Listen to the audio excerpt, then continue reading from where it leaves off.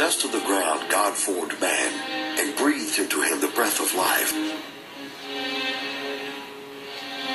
When the Israelites were trapped with their backs to the sea, Moses stretched out his staff and the waters were parted.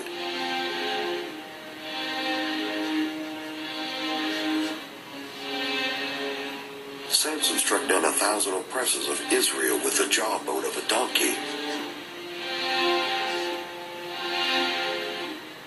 At the blast of trumpets and a war cry, Joshua watched the walls of Jericho crumble.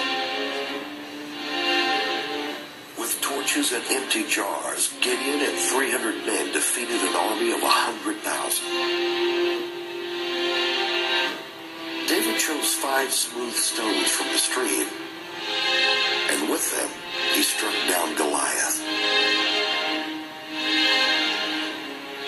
5,000 were fed with only 5 loaves and 2 fish.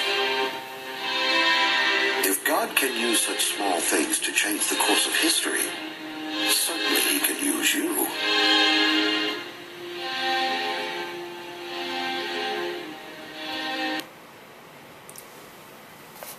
So you see, that's kind of what we talked about on Sunday morning, is having faith like a mustard seed. And there's that parable that just says that the mustard seed's the smallest, but it grows to be the biggest of all garden plants. And we talked about yeast, how when it's just a little bit's put into the dough, it'll make it rise. And I asked myself, how often do I reject what God is trying to do in my life because I don't even have faith as big as a mustard seed? Well, that's one thing I want you to think about.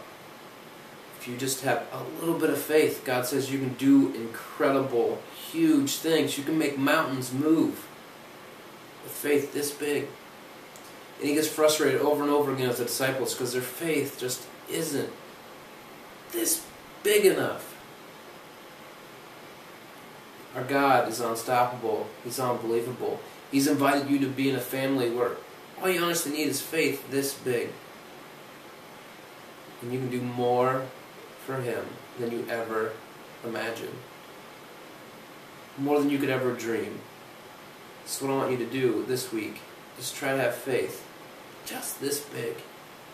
Just this big. Don't beat yourself up for not being 100% just full of no doubt and passion at all times. No, this week just try to have this big.